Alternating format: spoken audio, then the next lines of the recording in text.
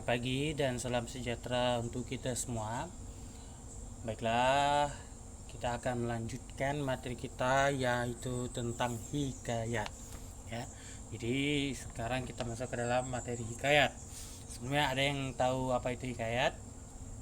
Nah, ya. Jadi, hikayat adalah karya prosa yang berasal dari masa lampau dan sebagian besar mengenai perihal kerajaan yang ada di Indonesia. Cerita yang dibuat biasanya berlatar kerajaan dengan tokoh pangeran, raja hingga prajurit kerajaan. Karya sastra ini berbeda dengan jenis lainnya karena memiliki keanehan dalam alur ceritanya ya. Jadi hikayat ini dia menceritakan tentang kerajaan ya, jadi tentang cerita-cerita yang ada di dunia kerajaan. Nih, pengertian hikayat menurut Kamus Besar Bahasa Indonesia atau KBBI merupakan karya sastra lama Melayu berbentuk prosa yang berisi cerita, undang-undang dan silsilah bersifat rekaan, keagamaan, historis, biografi dan gabungan sifat-sifat itu dibaca untuk pelipur lara, pembangkit semangat juang atau sekedar untuk meramaikan pesta ya. Jadi kayak ini menurut Kamus Besar Bahasa Indonesia itu dia berisi cerita-cerita undang-undang tentang ketatanegaraan kerajaan, silsilah yang bersifat semangat juang, historis, biografi ya. Nih, hikayat merupakan sebuah teks narasi yang berbeda dengan narasi lain. Adapun karakteristik ciri hikayat. Nah, jadi hikayat ini dia seperti tentang teks narasi, tetapi dalam hikayat ada beberapa karakteristik ya. Nih, mengidentifikasi. Jadi berada karakteristik. Karakteristik yang pertama yaitu kesatria, tokoh-tokohnya. Yang kedua itu terdapat kemustahilan dalam cerita, yang ketiga anonim, yang keempat istana sentris, dan yang kelima menggunakan alur berbingkai atau cerita berbingkai. Nah, karena dia bersifat tentang kerajaan atau cerita tentang kerajaan, makanya dia istana sentris ya. Yang berikutnya tentang nih kemustahilan. Salah satu ciri hikayat adalah kemustahilan dalam teks, baik dari segi bahasa maupun dari segi cerita. Kemustahilan berarti hal yang tidak logis atau tidak masuk di akal. Nih, yang kedua kesatrian. Selain kemustahilan, seringkali kita dapat ditemukan kesaktian pada tokoh dalam hikayat. Nah, ya. Yang ketiga anonim. Anonim berarti tidak diketahui secara jelas nama pencerita atau pengarang. Hal tersebut disebabkan cerita disampaikan secara lisan. Bahkan dahulu masyarakat mempercayai bahwa cerita yang disampaikan adalah nyata dan tidak ada yang sengaja mengarangnya. Yang keempat yaitu istana sentris. Maksudnya hikayat seringkali bertema dan berlatar kerajaan. Jadi karena dia istana sentris, jadi dia bersifat kerajaan. Yang berikutnya yaitu mengidentifikasi nilai-nilai dan isi hikayat ya. Mengidentifikasi nilai-nilai dan isi hikayat. Nih, nilai dalam hikayat. Nilai dalam hikayat itu ada 7. Ya, nilai dalam hikayat itu ada 7. Yang pertama yaitu nilai ketuhanan. Yang kedua itu nilai agama, yang ketiga itu nilai moral, yang keempat nilai budaya, yang kelima nilai sosial, yang keenam nilai pendidikan, dan yang ketujuh nilai psikologis. Nah, kita bahas satu-satu. Yang pertama yaitu nilai ketuhanan.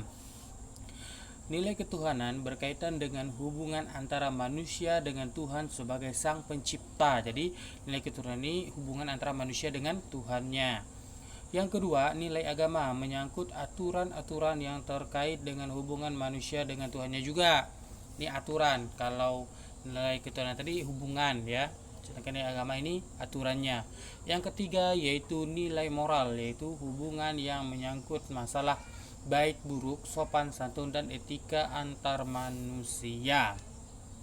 Jadi nilai moral ini lebih ke manusianya. Yang keempat nilai budaya merupakan masalah adat istiadat, bahasa dan kepercayaan. Berarti ini tentang masyarakat juga. Nilai budaya yang ada di dalam masyarakat. Yang kelima, nilai sosial. Nah, nilai sosial menyangkut hubungan antara manusia dengan manusia lain dalam kehidupan sosialnya. Yang ketujuh, nilai pendidik. Yang keenam, nilai pendidikan berhubungan dengan ajaran yang dapat diambil dari sebuah cerita. Dan yang ketujuh, nilai psikologis menyangkut masalah eksistensi dari manusia, kebimbangan, ketakutan, dendam, dan hal lain yang dialami oleh manusia. Lebih-lebihnya nilai psikologi berhubungan dengan kejiwaan dalam diri manusia. Jadi nilai psikologis ini dia lebih ke dalam kejiwaan manusia itu sendiri. Nah, ini di buku siswa itu ada contoh hikayat ya. Contoh hikayat tentang pengembara yang lapar. Nah, jadi cerita hikayat ini seperti ini ceritanya. Dan dia bersifat narasi, tetapi dia bersifat istana sentris. Jadi dia menceritakan tentang kehidupan istana nih. Silakan kalian baca ceritanya, kalian pahami ya. Yang berikutnya, mengembangkan makna hikayat. Nah, seperti saya bilang yang di awal tadi ya. Nih, sini juga hikayat adalah cerita panjang yang bahannya diambil dari kehidupan istana yang dihubungkan dengan hal-hal yang tidak masuk akal. Isi hikayat biasanya merupakan perpaduan dari berbagai keanehan dan keajaiban yang dihubungkan satu dengan yang lain, sehingga biasanya merupakan cerita yang panjang. Nah, kan ya tetap itu cerita tentang istana sentris atau cerita tentang kerajaan. Lingkungan raja-raja beserta hulu balang yang gagah berani tiada lepas dari pandangan mata seorang pengarang hikayat. Di dalam hikayat diceritakan semua yang indah, putri-putri yang cantik, kesaktian para pahlawan, dan sebagainya. Lingkungan kehidupan istana beserta hulu balang menjadi bahan pokok hikayat. Hikayat termasuk dalam karya sastra lama. Dari sudut pandang sejarah sastra, membaca dan memahami kesusastraan lama berarti kita memahami sistem nilai yang berkembang pada masa lalu.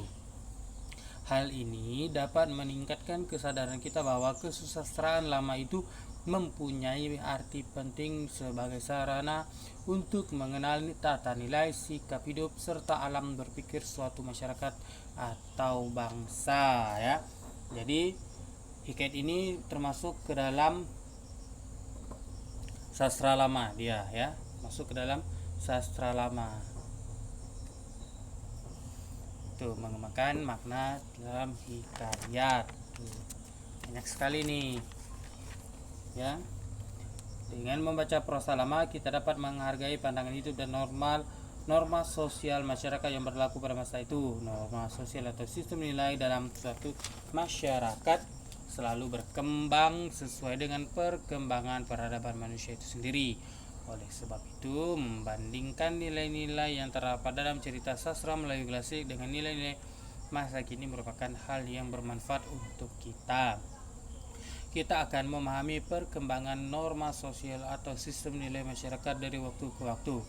Nilai-nilai yang dapat ditemukan dalam karya sastra Melayu klasik dapat berupa nilai budaya, moral, dan agama.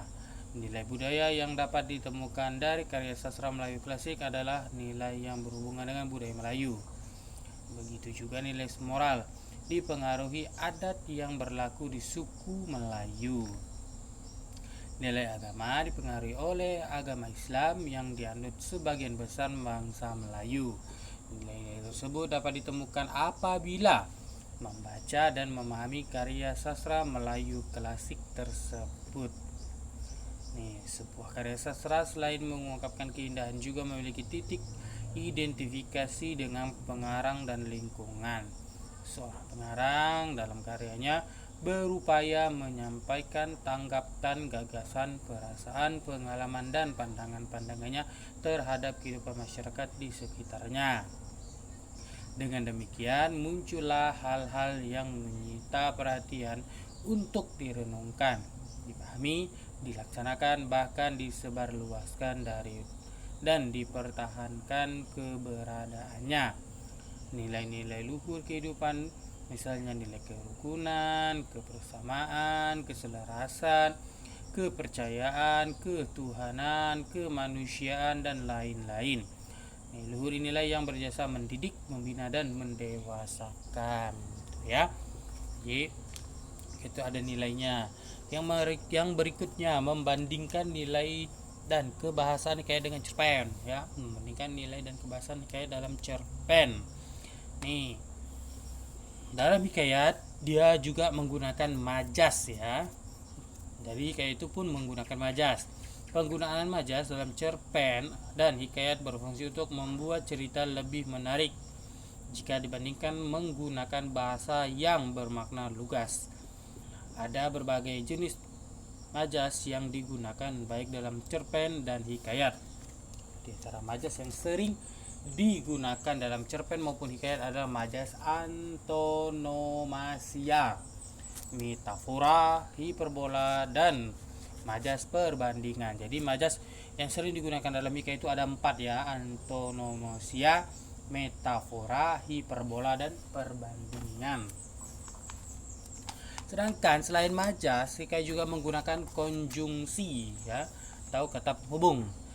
Baik cerpen maupun hikayat merupakan teks narasi yang banyak menceritakan urutan peristiwa atau kejadian.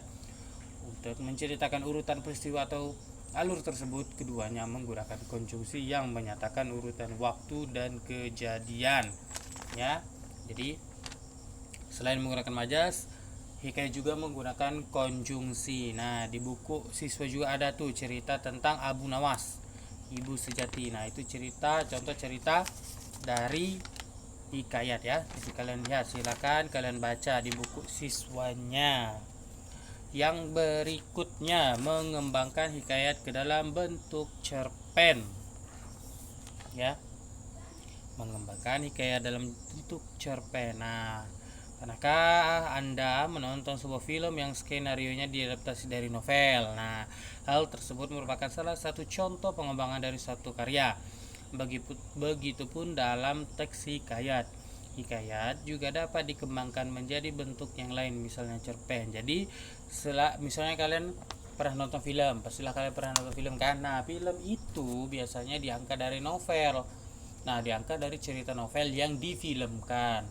Jadi hikayat di sini pun bisa diangkat menjadi cerpen, ya. Jadi dari cerita hikayat dijadikan cerita cerpen, sama juga dia. Nih, ya. Beberapa contoh cerpen modern kini, cerpen-cerpen yang dikenal sekarang adalah kelanjutan dari tradisi mendongeng lisan. Bahkan banyak cerpen yang ditulis dengan mengangkat kembali bentuk-bentuk dongeng tradisi menjadi cerpen modern, naskah drama maupun novel.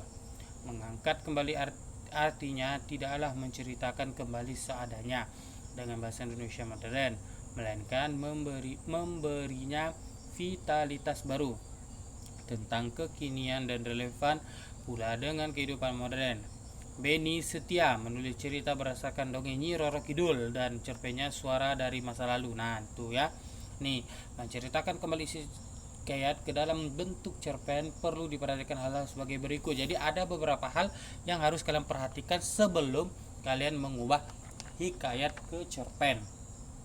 Yang pertama yaitu mengubah alur cerita dari alur berbingkai menjadi alur tunggal. Yang kedua, menggunakan bahasa Indonesia saat ini atau bahasa Indonesia yang sudah disempurnakan. Yang ketiga, menggunakan gaya bahasa yang sesuai. Yang keempat, tetap mempertahankan nilai-nilai yang terkandung dalam hikayat, ya. Jadi ada 4 hal yang harus diperhatikan dalam mengubah hikayat ke dalam cerpen, ya. Nih, di buku kalian itu banyak sekali cerita tentang hikayat. Nih, Ismayatim, Hikayat Petani, itu contoh-contoh di dalam buku kalian. Silakan kalian baca. Kalian pahami. Jika tidak paham, silakan kalian tanya kepada saya, ya. Jadi cukup sekian dari saya ucapkan terima kasih dan selamat pagi.